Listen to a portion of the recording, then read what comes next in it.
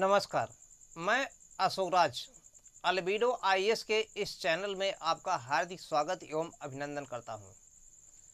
आज जो हमारा टॉपिक है, भारतीय प्राचीन इतिहास के जानने के स्रोत में हम अगले श्रृंखला को देखते हैं। तो मैंने कल के डेट में बताया था, प्राचीन भारतीय इतिहास के जानने के स्रोत में प्राचीन भारतीय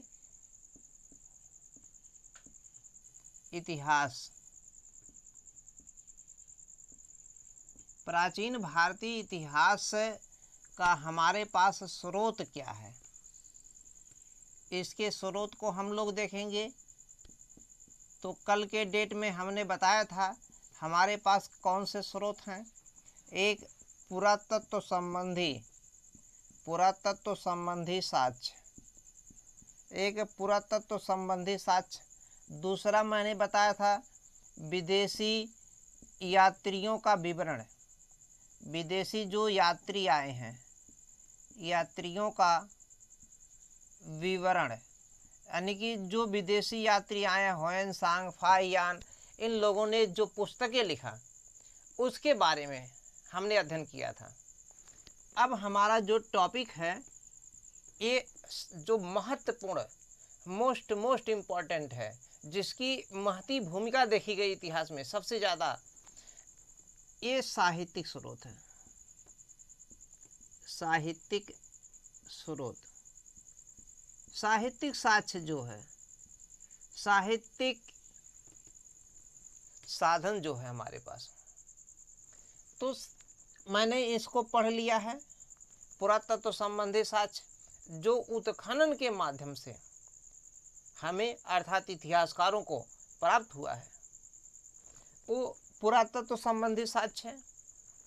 विदेशी जो यात्री आए, ह्वेन-सांग, फाहियान, इतिसंग, कई ऐसे, इसको भी मैंने अगले टॉपिक में बता दिया है। अब हम देखेंगे साहित्यिक स्रोत। क्लियर? अब अगर साहित्यिक स्रोत की बात किया जाए, इसकी बात किया जाए, तो इसमें देखिए हमारे पास दो चीज़ें निकल कर आती हैं। तो यहाँ तक सबके समझ में आ गया। स्रोत में यह चीज़ हमारे पास निकल के आ गया, मैंने इसको बता दिया है, इसको भी बता दिया है, और इस पर हमें चर्चा करना है। तो हमारे पास हम स्रोत में साहित्यिक स्रोत की बात करते हैं। किस स्रोत की बात? साहित्यिक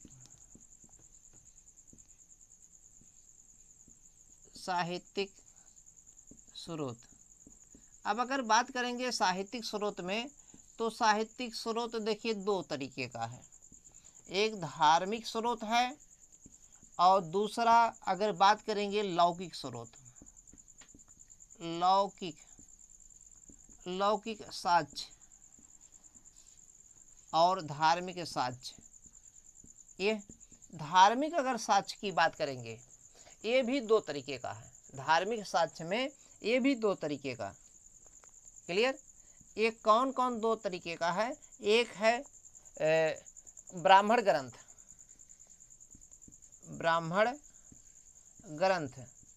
और दूसरा कौन सा है? ब्रह्मणेतर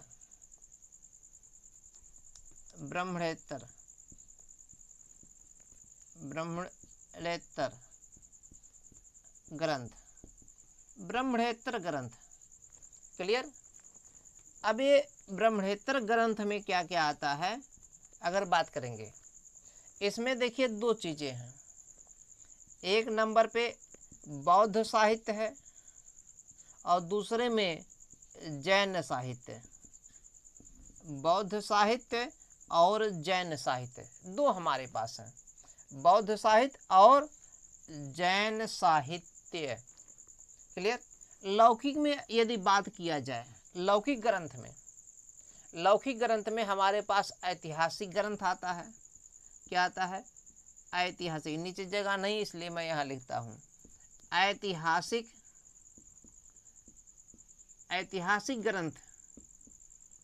ऐतिहासिक ग्रंथ के अलावा इसमें जीवनियाँ, जो भी जीवनी है, जीवनियाँ जीवनीय के साथ में गल्फ साहित्य, कल्पना प्रधान,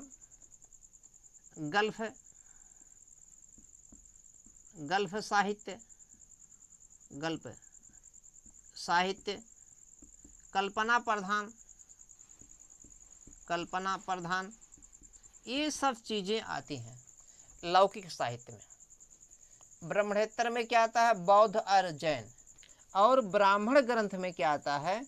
ब्राह्मण में यदि मैं बात करूं, ब्राह्मण में वेद आएगा, वेद के अलावा पुराण आएगा, रामायण आएगा, रामायण के साथ में महाभारत आएगा, महाभारत के साथ में पुराण, स्मृति आएगा, स्मृति के साथ में उपनिषद आएगा। इसमें उपनिषद भी लिख सकते हैं, उपनिषद, स्मृति, ये लिख सकते हैं इसमें। क्लियर हो गया? तो हमारे पास स्रोत में साहित्यिक स्रोत, इसको मैंने दो भागों में बांट दिया, एक धार्मिक साक्ष्य और दूसरा लौकिक साक्ष्य।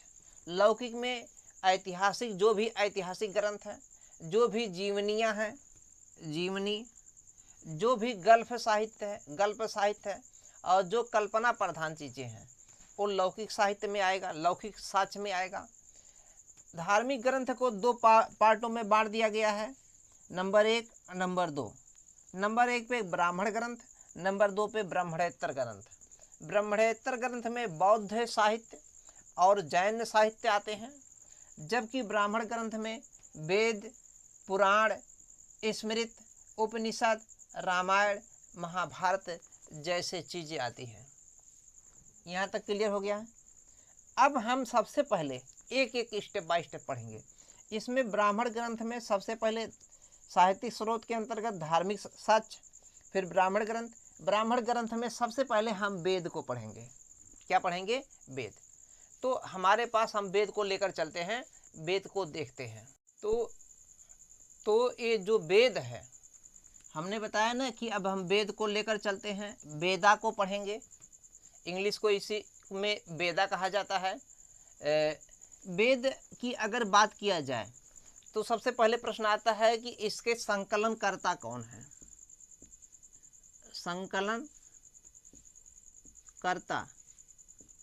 संकलनकर्ता का नाम आता है। तो इसके संकलनकर्ता, हु इज द संकलनकर्ता, है ना?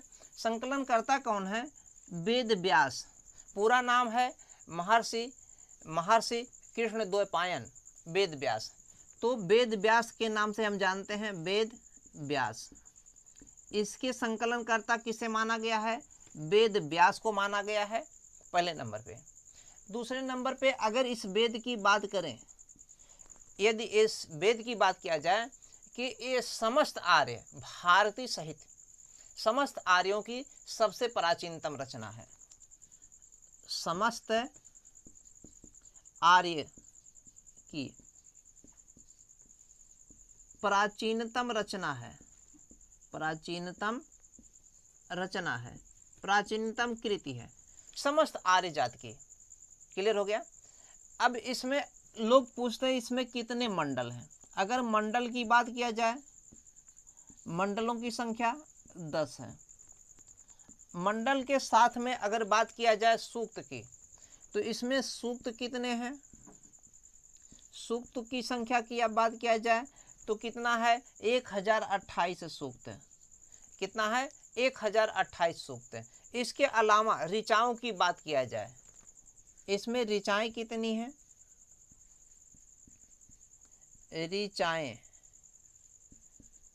ऋचाएं कितनी हैं, है ना? तो ऋचाएं कितनी हैं? ऋचाएं का मतलब क्या होता है? श्लोक। ऋचाओं का मतलब क्या होता है? श्लोक। कितना है? 10,462। 10,462 इतनी ऋचाएं हैं, अर्थात श्लोक हैं। सूक्त कितने हैं? 1028 हैं, 1028 हैं। और मंडल कितने हैं? 10 मंडल हैं। अब इन मंडलों की अगर बात किया जाए, इसमें जो दूसरा और सातवां मंडल है, कौन सा मंडल है? दूसरा और सातवां, दूसरा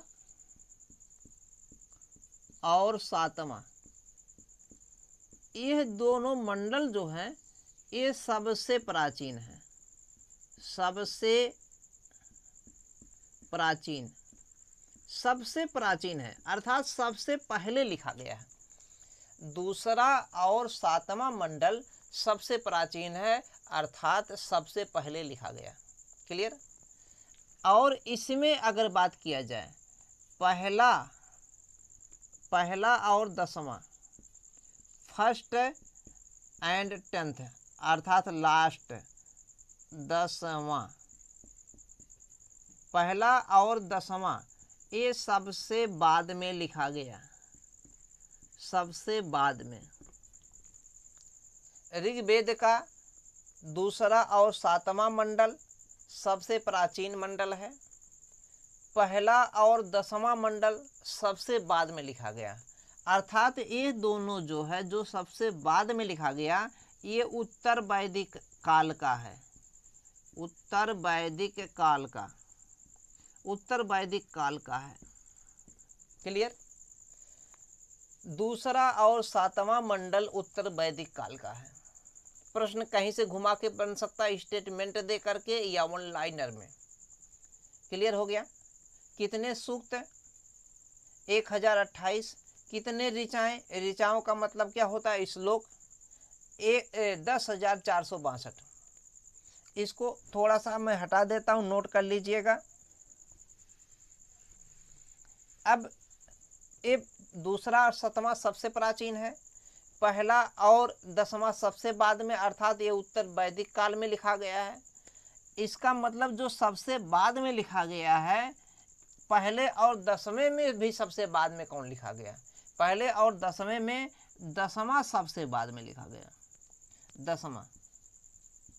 10वां मंडल, इसी 10वें मंडल में सबसे पहले वर्ण व्यवस्था का उल्लेख दिखाई देता है। वर्ण व्यवस्था, वर्ण व्यवस्था का उल्लेख हमें सबसे पहले कहाँ दिखाई देता है?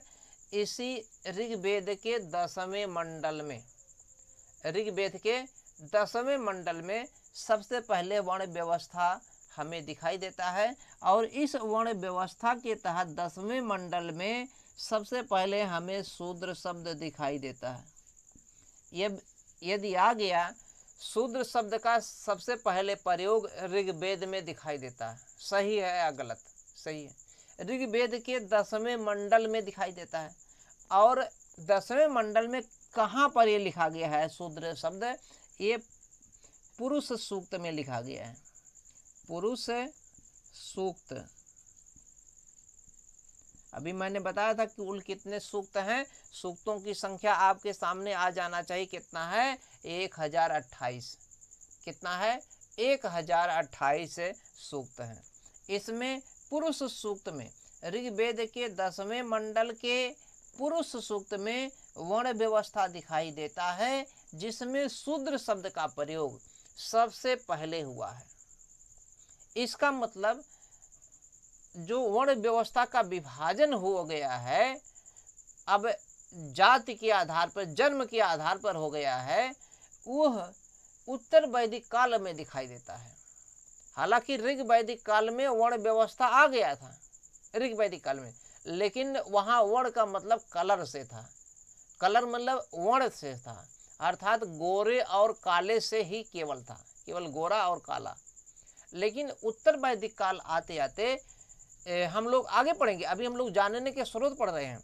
उत्तर वैदिक काल आते आते वर्ण व्यवस्था जन्म आधारित होने लगा। जो जिसके घर में जन्म लेगा वो उसी के घर में ही उसी जाति का हो जाएगा, उसी धर्म का हो जाएगा। ऐसा हो गया। तो 10वें मंडल में के पुरुष सूक्त में वर्ण व्यवस्था, जिसमें शूद्र शब्द पहली बार आता है। क्लियर हो गया?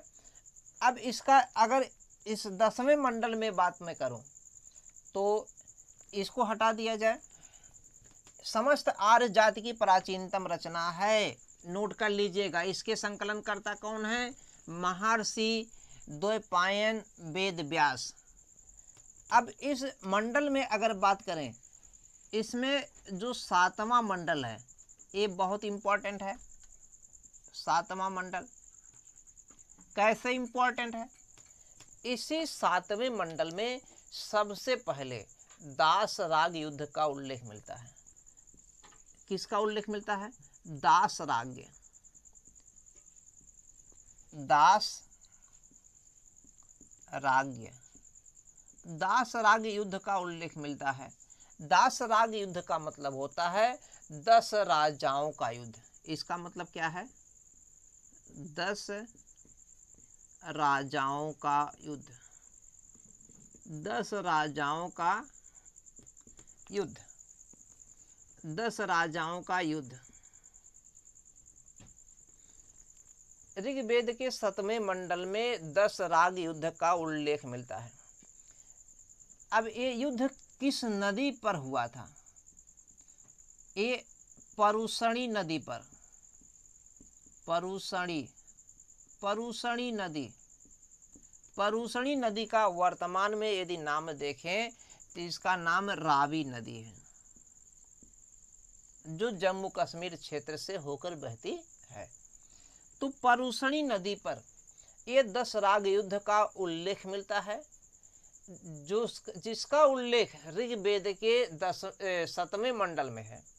7वां मंडल में इसका उल्लेख है। और 10 राग युद्ध का मतलब है दो उस समय हुआ करते थे जन लोग। क्या हुआ करते थे?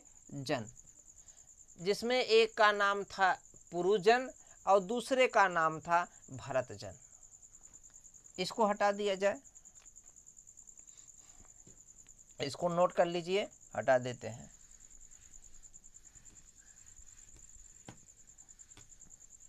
अब इसमें जो 10 राग युद्ध हुआ है, एक तरफ आते हैं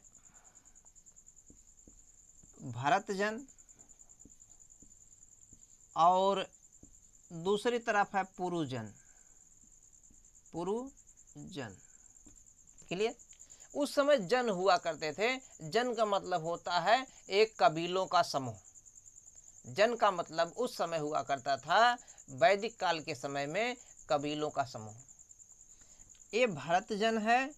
भरतजन का जो राजा होता था, राजा था ये सुदास था। कौन था? सुदास। और इसका जो राजा था वो कौन था? एक लोग राजा नहीं थे। इसमें जो है अगर बात करेंगे ये 10 राजाओं का संघ था। पुरुजन में कौन थे? 10 राजाओं का संघ, 10 राजाओं का संघ था। 10 राजाओं का ये संघ था पुरुजन।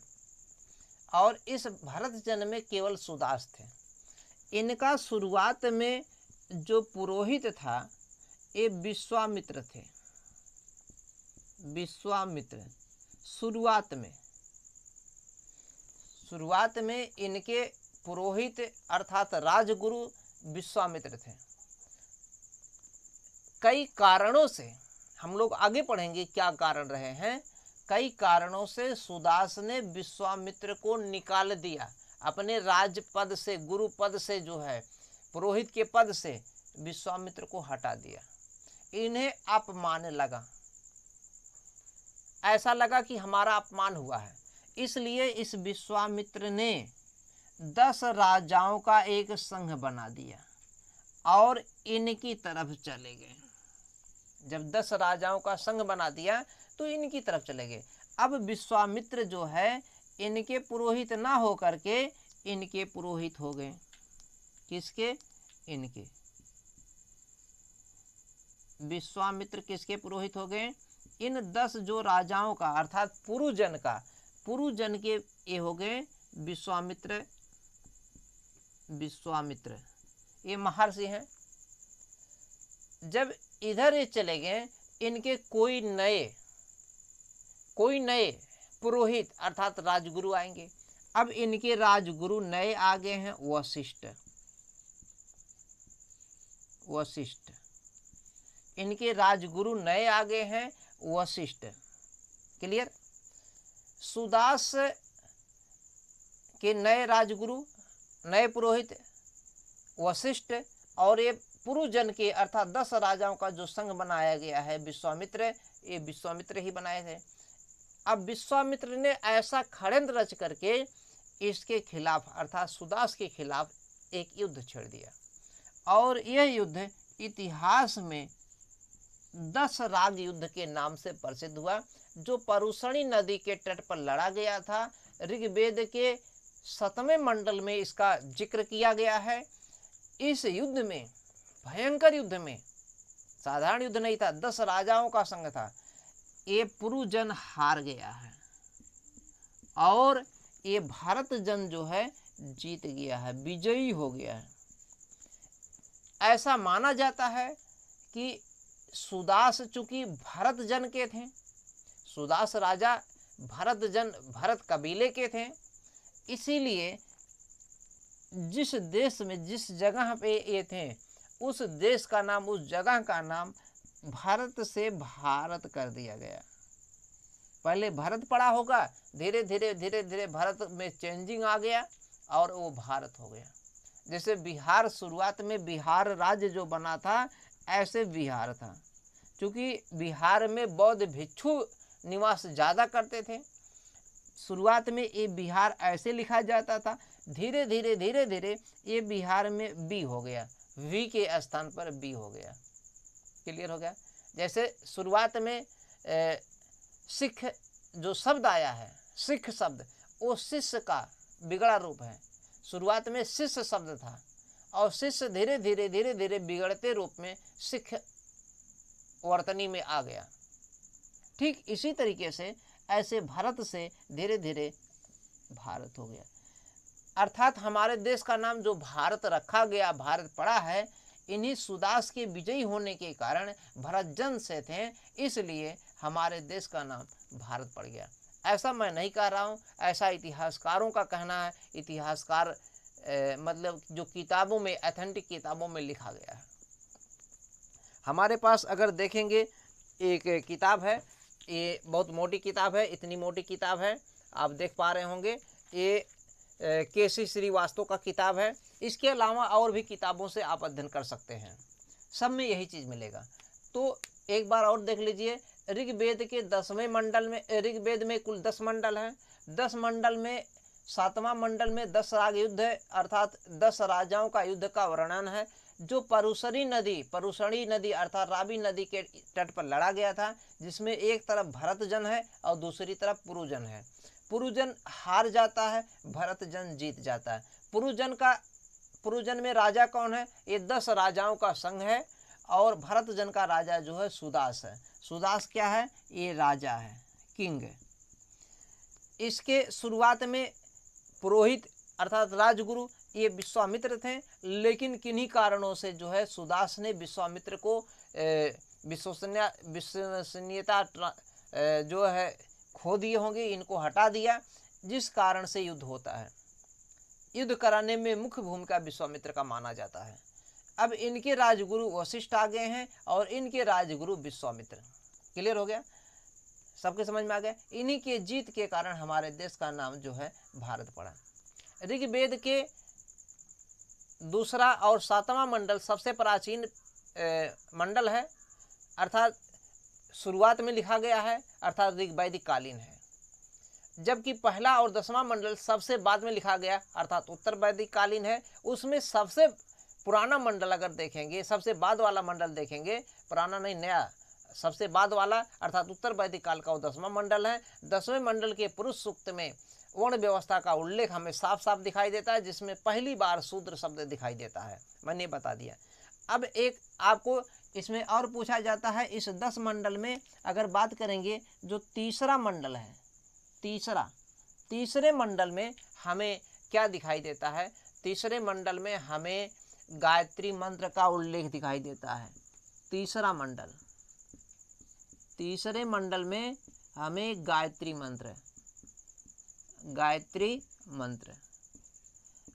मंत्र का उल्लेख हमें कहाँ दिखाई देता है? ऋग्वेद के तीसरे मंडल में।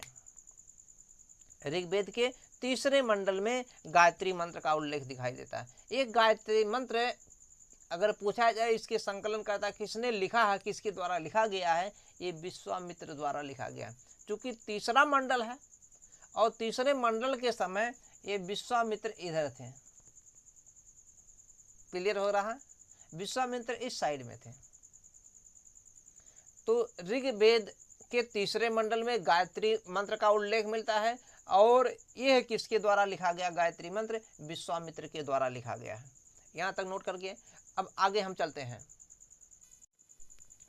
अब अगर देखेंगे ऋग्वेद में, ऋग्वेद के कुछ पाठ हैं, कुछ शाखाएं हैं और कुछ ब्राह्मण हैं। ऋग्वेद के कितने ब्राह्मण हैं पूछा जाता है, बहुत मोस्ट इंपॉर्टेंट है। ऋग्वेद के 2 ब्राह्मण हैं। एक का नाम है, अगर बात करेंगे, ऐतरेय ब्राह्मण, ऐतरेय ब्राह्मण, और दूसरे का नाम है कौशितकी ब्राह्मण, कौशितकी ब्राह्मण। तो ऋग्वेद के अगर पूछा जाए कितने ब्राह्मण हैं, ऐतरेय ब्राह्मण। इस ऐतरेय ब्राह्मण को पंचिका भी कहते हैं। ऐतरेय ब्राह्मण ये किसका शाखा है, किसका भाग है? ऋग्वेद का। कौशितकी ब्राह्मण किसका भाग है? ऋग्वेद का। ऋग्वेद में 2 ब्राह्मण हैं। ऋग्वेद का एक ब्राह्मण कौशितकी है। ऐसा चाहे जैसे घुमा के फिरा के पूछेगा, आपको हल कर देना है। ये क्लियर हो गया। अब अगर देखेंगे ऋग्वेद में कितने पाठ हैं। ऋग्वेद की अगर पाठ की बात करें, ऋग्वेद में पाठ कितने हैं? 3 पाठ हैं। कितने पाठ हैं? 3। इसके पाठ की बात करें तो एक पाठ की अगर बात करेंगे साकल। कौन सा पाठ है? साकल। दूसरे नंबर पे अगर बात करेंगे तो बालखिल्य, बालखिल्य। और तीसरे नंबर पे अगर बात करेंगे तो वास्कल। ऋग्वेद के कितने पाठ हैं?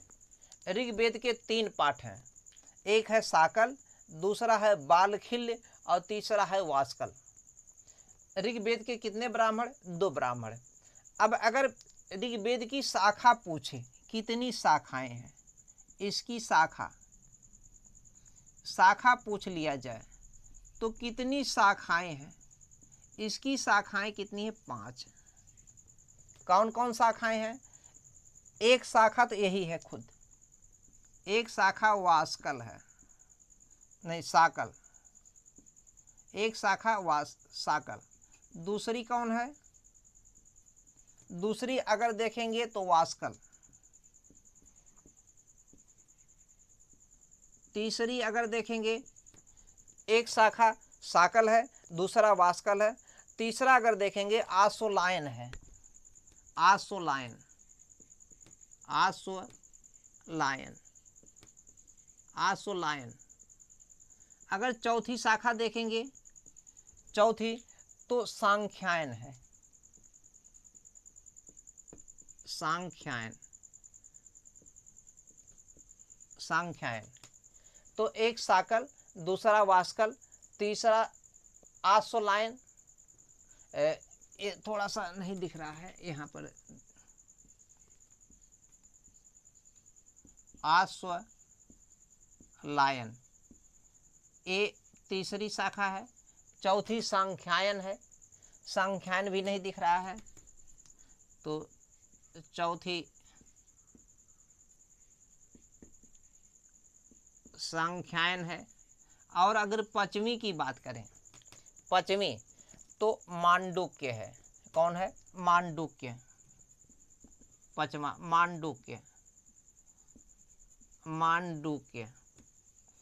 तो ऋग्वेद में अगर देखेंगे ऋग्वेद की कितनी शाखाएं, तो 5 शाखाएं, साकल, वास्कल, आश्वलायन, आश्वलायन, सांख्यायन और मांडुक्य। क्लियर? इसके कितने ब्राह्मण? ऐतरेय ब्राह्मण, कौशितकी ब्राह्मण। ऐतरेय ब्राह्मण को पंचिका भी कहते हैं। इसके कितने पाठ हैं? 3 पाठ हैं, साकल, बालखिल और वास्कल। अब जो इसमें 5 शाखाएं इसकी मैंने बताया, ये 5 शाखाएं, इन 5 शाखाओं में केवल साकल ही उपलब्ध है, केवल साकल ही उपलब्ध है, बाकी कोई उपलब्ध नहीं है। इस साकल को पढ़ने से पता चलता है कि इसकी 5 शाखाएं थीं, जिसमें केवल एक ही शाखा हमारे पास उपलब्ध है। हमारे पास मतलब इतिहासकारों के पास, भारत सरकार के पास केवल जो है एक ही साकल जो है, यही एक ही शाखा उपलब्ध है। क्लियर हो गया। अब एक चीज और पूछा जाता है, इस जो ये ऋग्वेद है, जो मैंने बताया ये ऋग्वेद,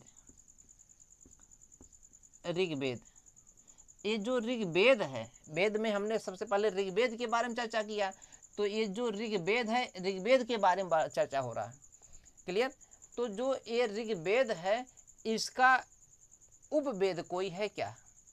इसके उपवेद का अगर नाम देखेंगे आयुर्वेद, इसकी एक उपशाखा है ना। तो इसको, इसकी ऋग्वेद की उपवेद कौन सा है? ऋग्वेद का उपवेद अगर पूछा जाए तो आयुर्वेद। कैसे लिखा गया?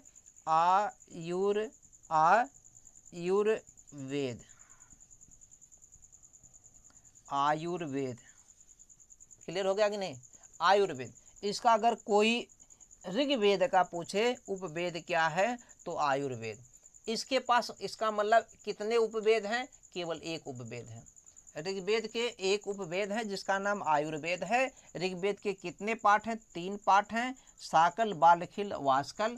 कितने ब्राह्मण है? 2 ब्राह्मण है। कितनी शाखाएं हैं? 5 शाखाएं, साकल, वास्कल, आशोलायन, सांख्यायन, मांड्युक, जिसमें साकल ही केवल उपलब्ध है। वीडियो को लाइक करिएगा, शेयर करिएगा चैनल को, और सब्सक्राइब कीजिएगा चैनल को। धन्यवाद।